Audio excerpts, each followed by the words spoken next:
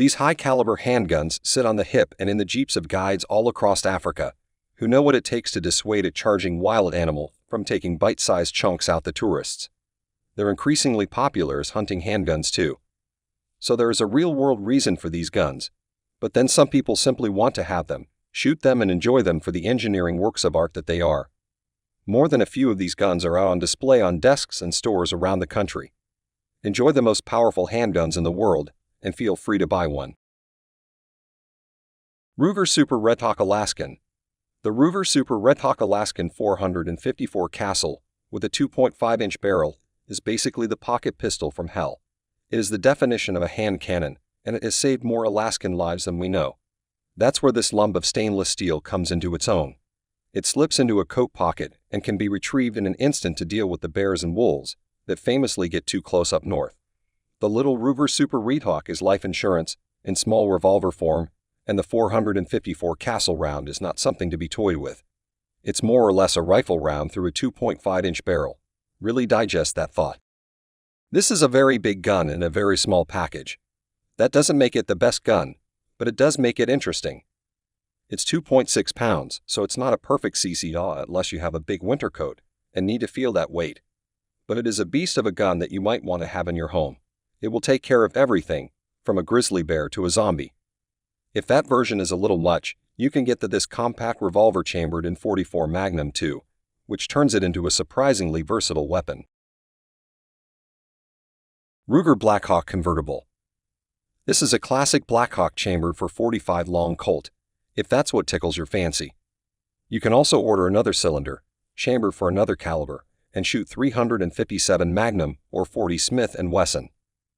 This big handgun cartridge dates back to 1873.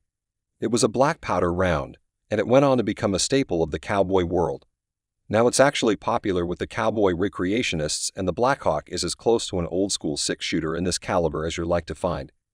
Even in the old weapons, it made a more than respectable 1,050 yaps with a shove from the black powder. Others offer the full black powder experience, but this is a modern-day old-school six-shooter with all the mod cons and the reliability that this Ruger revolver has become famous for. It's over-engineered, it's tough as old boots, and it keeps people safe in the wilderness every day. Wolves, bears, lions, tigers, and even elephants have tasted the wrath of this personal defense cartridge, flying from this long Colt pistol. It's a serious handgun caliber for dangerous game that you might even think about using for home defense, because this thing takes care of animals wherever they crop up. Taurus 454 Raging Hunter. Another good old-fashioned wheelgun, but this one can handle the infamous 454 Castle caliber bullet. It's a good-looking, well-proportioned revolver in a range of barrel lengths.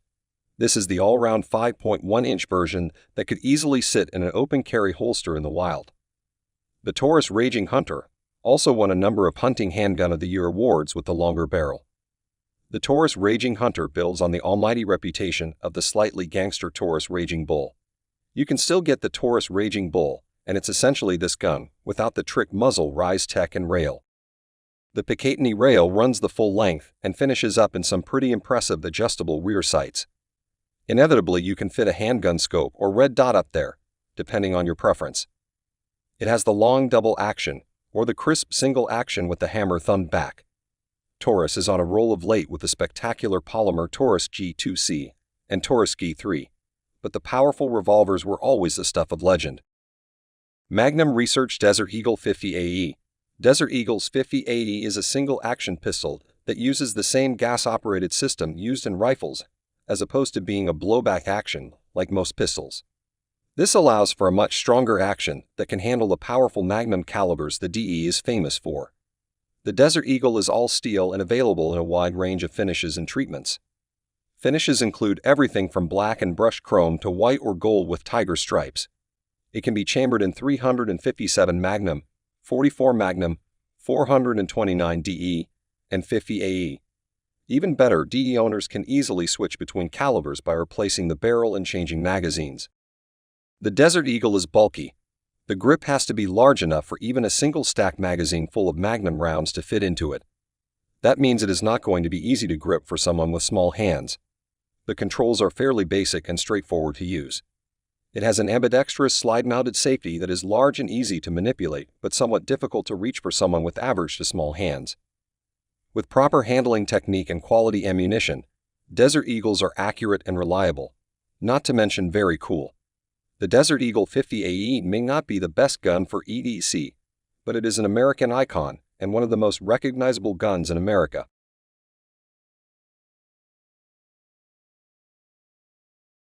Christensen Arms Modern Precision Pistol. Bolt-action pistols are a new phenomena produced in response to hunting regulations that seem to rule out rifles.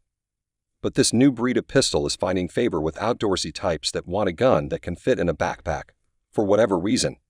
It's a Remington 700 action, refined of course with extensive use of carbon fiber. The barrel is also V-block bedded for better accuracy. A short barrel 6.5 Creedmoor is quite the thing, and there's absolutely no denying the brute force here. The company says the pistol only gives up about 15 to 30% of the rifle's power, so you are getting a hell of a punch here.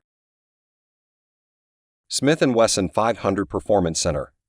This has become the most famous high-power handgun in recent years, even though technically it does get outgunned by a few rare souls.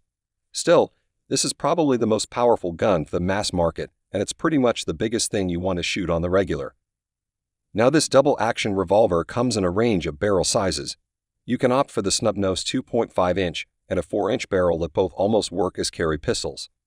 The longer barrel 8.75 barrel turns this into a legit hunting gun if you can tame it. That might take a lot of practice or even a bipod, but you can do these things.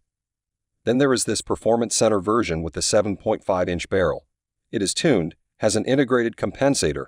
There's a proper rail up top for optics, scopes, or red dot sights, and a slew of competition parts. You can speed load it, you can group the shots, and this is just about the most powerful handgun you could rapid fire if you really focus. You could also knock yourself out with the recoil and give the bear an easy meal. Magnum Research BFR 45-70 Government. This massive 5-chamber revolver comes from Minnesota, and it's a game-hunting handgun that's essentially firing rifle ammo. It's a gun for the African plains and can take out a bear too. The Magnum Research BFR is a brutal, two-handed gun that does come with some recoil, but then you kind of know that when handgun calibers get this intense. This is a 325 grain bullet with 2,050 EPS muzzle velocity. Even body armor couldn't do much, let's be real. Now the firm has seemingly bowed to common sense and created chambers for the Smith & Wesson 500 round, the 454 Castle, and right down to the 45 long Colt caliber bullet. These are more sensible calibers that might give your arms a fighting chance, and the 45-70 Government seems to be slowly fading out. It's slow to load, so you might want to think twice about packing the Magnum Research BFR as a last line of defense against wild animals.